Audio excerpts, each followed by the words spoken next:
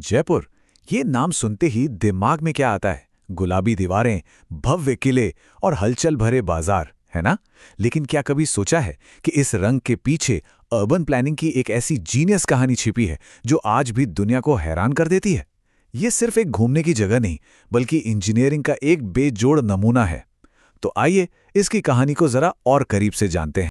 तो सवाल यही उठता है कि आखिर करीब 300 साल पहले बसाया गया एक शहर आज के मॉडर्न आर्किटेक्चर के लिए एक मिसाल कैसे बन गया? चलिए आज इसी पहेली को सुलझाते हैं। तो सबसे पहले शुरुआत करते हैं जयपुर की सबसे बड़ी पहचान से, द पिंक सिटी। पर यह शहर गुलाबी क्यों है? यह सिर्फ एक रंग नहीं है, इसके पीछे एक बड़ी दिलचस्प कहानी है। ये जानना बहुत जरूरी है कि जयपुर कोई आम शहर नहीं है। ये साउथ एशिया का पहला, जी हाँ, पहला पूरी तरह से प्लान किया गया शहर था, जिसे 1727 में बसाया गया था। और इसी शानदार प्लानिंग की वजह से 2019 में इसे यूनेस्को वर्ल्ड हेरिटेज साइट का दर्जा मिला। लेकिन मजे की बात पता है, जयपुर हमेशा से गुलाबी नहीं था। कहानी कुछ यूं है कि 1876 में जब वेल्स के राजकुमार आने वाले थे, तो महाराजा राम सिंह द्वितीय ने मेहमान नवाजी के रंग यानी टेराकोटा पिंक से पूरे शहर को रंगवा दिया। और बस तभी से ये रंग जयपुर की पहचान बन गया। कहते हैं ना, हर बड़ी चीज के पीछे एक बड़ा विजन होता है। जयपुर की कहानी भी एक ऐसे ही दूरदर्शी राजा से शुरू होती है, जिसने आज से सदियों पहले भविष्य की जरूरतों को समझ लिया था। तो सवाल ये है कि एक नए शहर की जरूरत ही क्यों पड़ी? दरअसल जो पुरानी राजधानी थी आमेर, वहां पानी की किल्लत और बढ़ती आबादी एक बड़ी समस्या बन गई थी। महाराजा एक ऐसा शहर चाहते थे जहां पानी का मैनेजमेंट अच्छा हो, सड़कें चौड़ी और खुली हों और सब कुछ एक सटीक प्लान के हिसाब से बना हो, न कि बस यूं ही बेतरतीब तरीके से। और इस शानदार विजन के पीछे थे महाराजा सवाई जयसिंह द्वितीय। वो सिर्फ एक राजा नहीं थे, बल्कि एक बेहतरीन एस्ट्रोनॉमर और मास्टर प्लानर भी थे। साइंस और आर्किटेक्चर में उनकी यही गहरी समझ जयपुर की नींव बनी। अब बात करते हैं उस चीज की जो जयपुर को सबसे खास बनाती है, इसका नक्शा। सोचिए जरा, एक ऐसा शहर जिसे बनाने से पहले ही कागज पर पूरी तरह से डिजाइन कर लिया गया था। जयपुर की पूरी प्लानिंग का आधार था वास्तुशास्त्र। आसान भाषा में कहें तो ये भारत का प्राचीन आर्किटेक्चरल साइंस है, जो कॉस्मिक एनर्जी और दिशाओं के हिसाब से बिल्डिंग्स को डिजाइन करने पर जोर देता है। ये बात हैरान करने वाली है कि जयपुर शायद दुनिया का पहला शहर था जिसका पूरा नक्शा बनने के बाद ही कंस्ट्रक्शन शुरू हुआ। पूरे शहर को 9 चौकोर हिस्सों यानी 9 खंडों में बांटा गया। सड़कें इतनी चौड़ी रखी गईं ताकि व्यापार, जुलूस और हवा का बहाव आसानी से हो सके।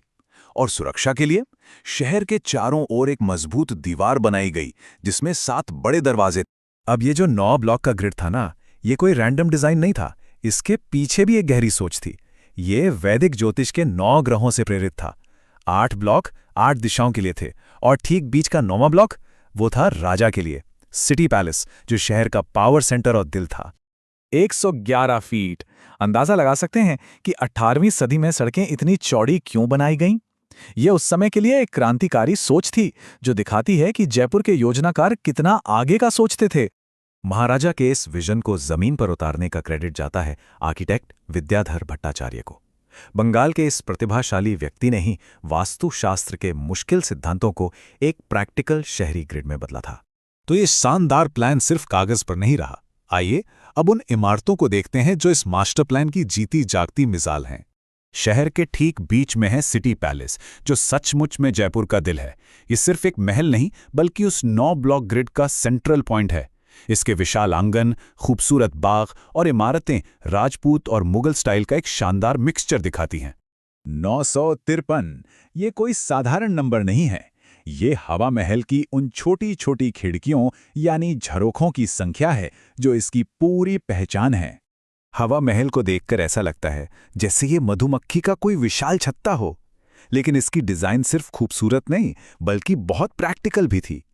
इन 953 खिड़कियों से शाही महिलाएं बाहर की दुनिया को देख सकती थीं, जबकि बाहर से कोई उन्हें नहीं देख सकता था। ब्यूटी और फंक्शन का क्या कमाल का मेल है। और फिर है जंतर मंतर। याद है हमने कहा था कि महाराजा सवाई जयसिंह एक एस्ट्रोनॉमर भी थे? ये जगह उनके उसी जुनून का सबूत है। ये एक विशाल ऑब्जर्वेटरी है जिसमें 19 बड़े बड़े एस्ट्रोनॉमिकल इंस्ट्रूमेंट्स हैं। ये बताता है कि जयपुर सिर्फ कला का नहीं बल्कि विज्ञान का भी एक बड़ा केंद्र था।